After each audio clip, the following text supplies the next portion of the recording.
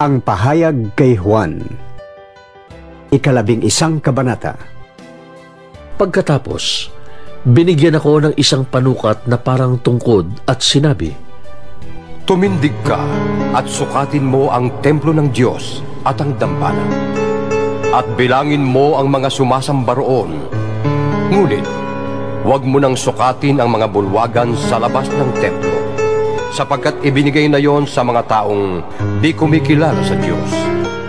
Hindi nila igagalang ang banal na lungsod sa loob ng 42 buwan.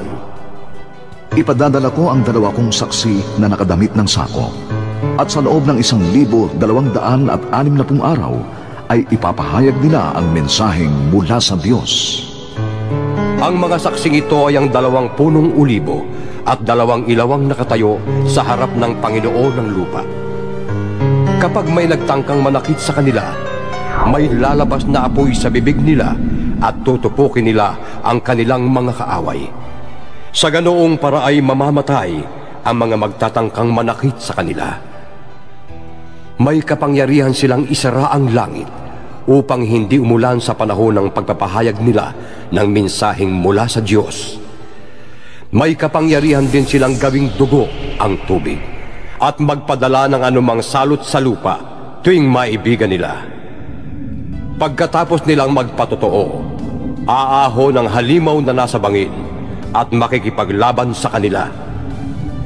Matatalo sila at mapapatay ng halimaw, at ang kanilang bangkay ay mahahandusay sa lansangan ng dakilang lungsod na ang patalinghagang pangalan ay Sodoma o Ehipto, kung saan ipinako sa krus ang kanilang Panginoon.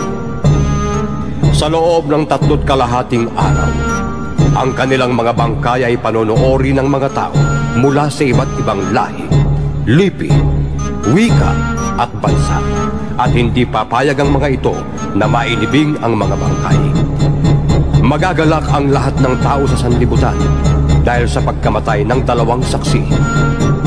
Magdiriwang sila at magbibigayan ng mga regalo, sapagkat ang 2 propetang yon ay nagdulot sa kanila ng labis na kahirapan.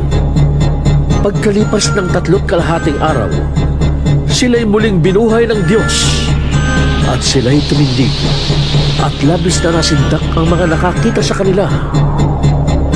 Pagkatapos ay narinig nilang nagsalita ang isang malakas na tinig mula sa langit. Umakyat kayo rito! At habang nakatingin ang kanilang mga kaaway, umakyat sila sa langit na sakay ng ulap. Lumindol ng napakalakas ng oras ding yon. Nawasak ang 10 bahagi ng lungsod at 7,000 tao ang namatay. Ang mga natirang tao ay natakot at niluwalhati nilang Diyos ng kalangitan. Natapos na ang 2 lagim at malapit na ring mangyari ang 3.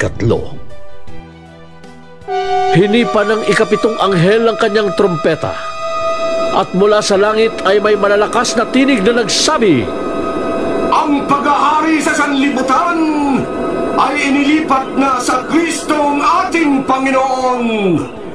Maghahari siya magpakailanman! At ang 24 na matatandang nakaupo sa kani-kanilang trono sa harapan ng Diyos ay nagpatira pa at sumamba sa Kanya. Sinabi nila, Panginoong Diyos na makapangyarihan sa lahat, Diyos sa kasalukuyan at sa nakaraan, nagpapasalamat kami na ginamit mo ang iyong walang hanggang kapangyarihan at nagpasimula ka ng maghari.